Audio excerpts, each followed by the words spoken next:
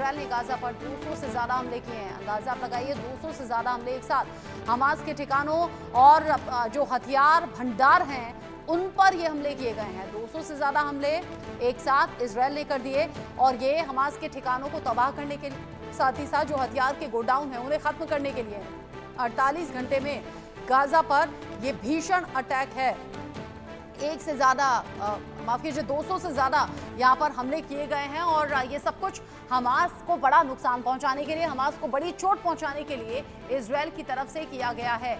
यानी जो कसम बेंजामिन नेतन्याहू ने खाई है कि हमास का खात्मा होगा, हमास के खात्मे से पहले हम पीछे नहीं हटेंगे, उसी का असर है जो इस तरीके से सामने आ रहा है। लेकिन हाँ, इन सब के चलते हमास के खात्मे के लिए ये जो हमले किए जा रहे हैं इसका असर सिविलियंस पर भी पड़ रहा है, आम लोग भी इसका नुकसान झेल रहे हैं। अजय मेरे साथ में लगातार जुड़े हुए हैं। अजय, 48 घंटे में 200 से ज्यादा हमले, भीषण अटैक है तो। देखिए, बिल्कुल जिस तरीके से 200 हमले किए गए हैं, इसमें ड्रोन अटैक्स ज्यादातर जो हैं वो बताए जा रहे हैं। मिसाइल और ड्रोन का इस्तेमाल करके गाजा के तमाम इलाकों को टारगेट करने का सिलसिला जारी है। और नेतन्याहू की जो बयान थे, नेतन्याहू ने साफ किया था कि किसी भी तरीके से ये रुकने वाला नहीं है, क्योंकि वो इस चीज को सुनिश्चित करेंगे कि किसी भी तरीके से अब गाजा को पूरे तरीके से समाप्त किया जा सके। इसके पीछे की वजह बड़ी साफ है, क्योंकि जिस तरीके से गाजा में जो लड़ाके हैं हमास के वो छुपे हुए हैं, चाहे वो सिविलियन इलाके हों, अस्पताल हों, सरकारी बिल्डिंगें हों, तो वहां उनके छुपे होने की खबरें नेतन्याहू को बार बार मिल रही है। और इसी वजह से उनकी कोशिश ये है कि इन तमाम ठिकानों को ध्वस्त किया जा सके और इसी को लेकर जो है ये तमाम हमलों का सिलसिला जो है वो चल रहा है।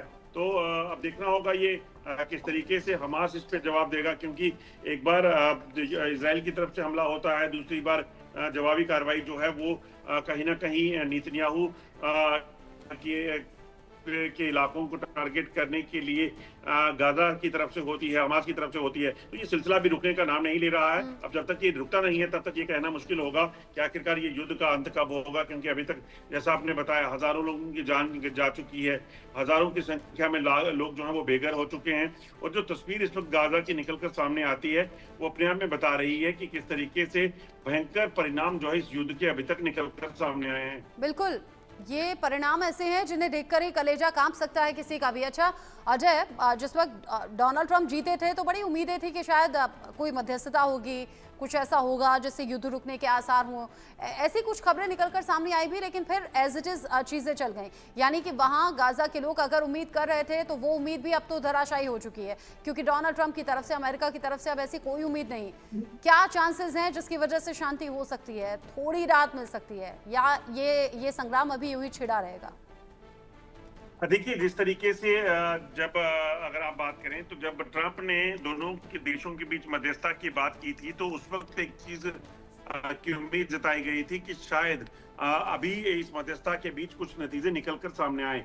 मगर जब हमास ने उनके जो बंदी थे उनको छोड़ने से मना कर दिया तो उसके बाद जो है वो कोई कहीं ना कहीं चीजें डिफरेंट हो जाती हैं।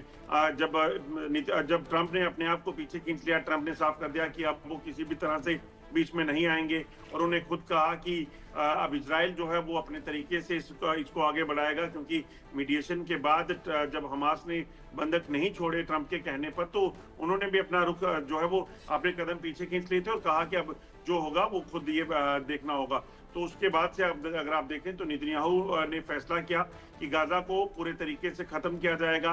गाजा की जो पट्टी थी, गाजा पट्टी, उस पर अगर आप देखें तो इस वक्त उसकी शक्ल जो है वो बिल्कुल डिफरेंट हो चुकी है। यानी कि वहां पर ज्यादातर इलाके जो है वो तबाही से पूरे तरीके से तबाह कर दिए गए हैं। अभी भी जो इलाका रहता है आसपास का, उसको भी पूरे तरीके से नष्ट करने के लिए जगह जो है वो लगातार हमले हो रहे हैं। इसलिए ताजा हमलों में 200 टारगेट जो है वो किए गए हैं, मिसाइलें और ड्रोन दागे गए हैं और ये सिलसिला भी रुकेगा नहीं, क्योंकि ट्रंप अभी इसकी मीडिएशन करना नहीं चाहते और बाकी जो देश बीच में आ रहे हैं वो इजराइल का निशाना बन रहे हैं। ठीक है अजय, आप रहिए साथ में। इस बीच एक और बड़ा अपडेट है, गाजा में बारूदी जंग और ज्यादा तेज होने के संकेत